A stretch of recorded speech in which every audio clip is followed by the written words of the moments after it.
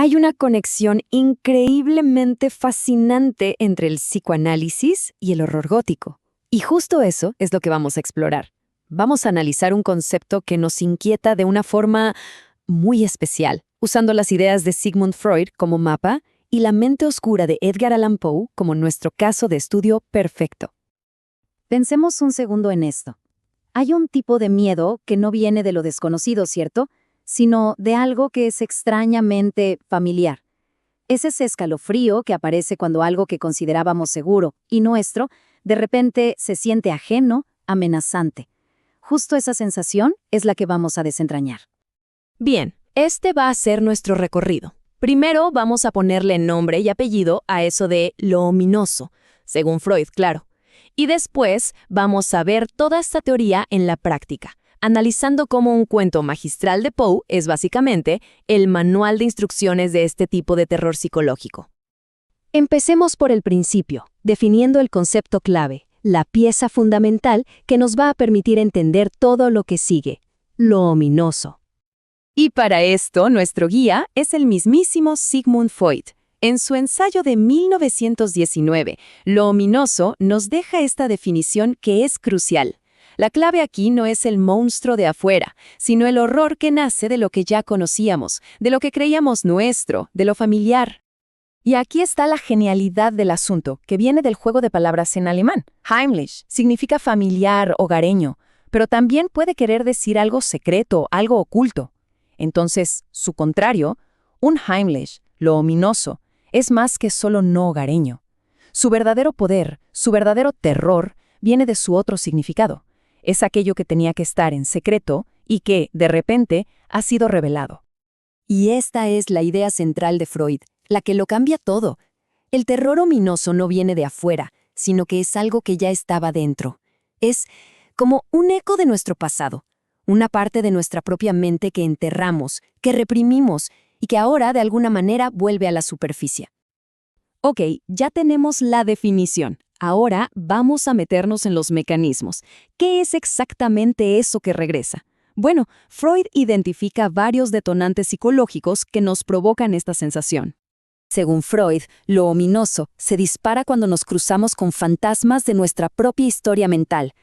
Hablamos de viejos miedos de la infancia que de pronto reaparecen, o de esas creencias que ya creíamos superadas, como pensar que los objetos tienen alma. También puede ser esa sensación de que nuestros pensamientos pueden cambiar la realidad, la figura inquietante de un doble idéntico, o cuando algo se repite una y otra vez sin que podamos controlarlo. Para que quede más claro, Freud pone un ejemplo bastante potente.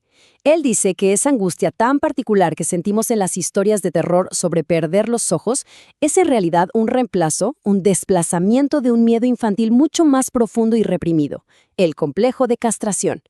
El terror original se disfraza de otra cosa, pero la angustia sigue ahí, intacta. Bueno, ahora que tenemos las herramientas teóricas de Freud, vamos a usarlas.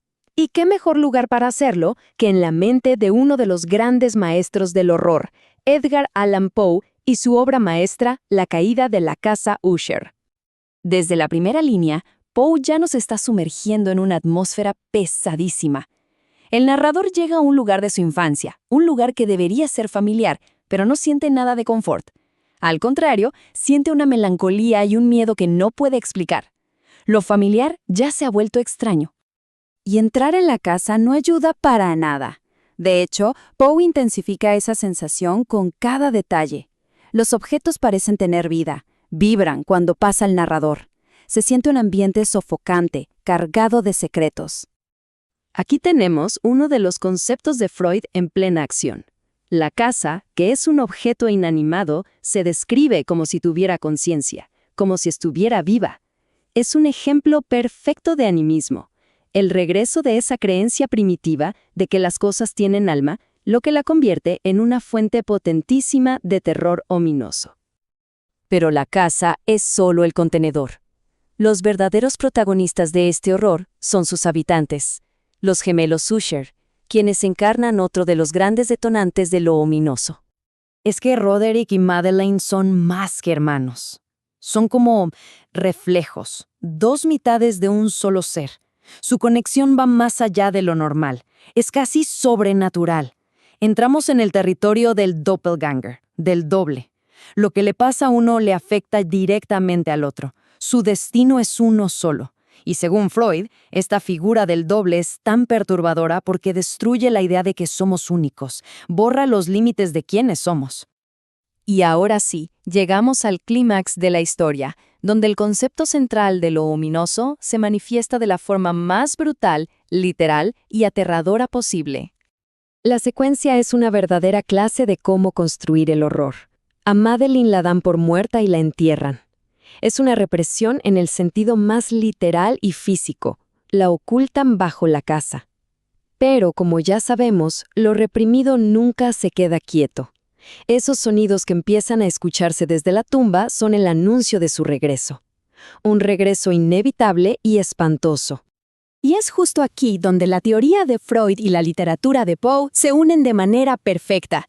El regreso de Madeleine no es el de un fantasma, es el regreso físico, violento, de lo que fue enterrado vivo, de lo que se intentó suprimir y olvidar. Es, literalmente, la encarnación del retorno de lo reprimido. Para resumir, es como si Poe hubiera construido su historia usando los conceptos de Freud como cimientos. La casa viviente es el animismo, los gemelos son el doble, y el regreso de Madeleine de la tumba es, sin duda alguna, el retorno de lo reprimido. Son la manifestación literaria perfecta de ideas psicológicas muy profundas.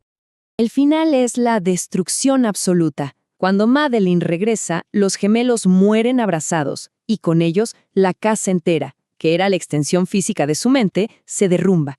Lo reprimido no solo volvió, sino que lo aniquiló todo. Destruyó por completo el mundo racional y familiar. Poe nos deja con esta imagen final, un silencio total. El estanque, que al principio solo era un reflejo de la casa, ahora se la ha tragado. Todo lo que alguna vez fue familiar ha sido devorado por las profundidades, volviendo a su estado original, oculto, secreto, reprimido. Entonces, la gran conclusión es esta. Si leemos a Poe con los lentes de Freud, la historia deja de ser un simple cuento de fantasmas. Se convierte en algo mucho más profundo, una alegoría del colapso de la mente humana. Un viaje aterrador a nuestros propios rincones reprimidos, donde el mayor monstruo es, en realidad, algo que siempre fue parte de nosotros. Y esto nos deja con una última pregunta para reflexionar.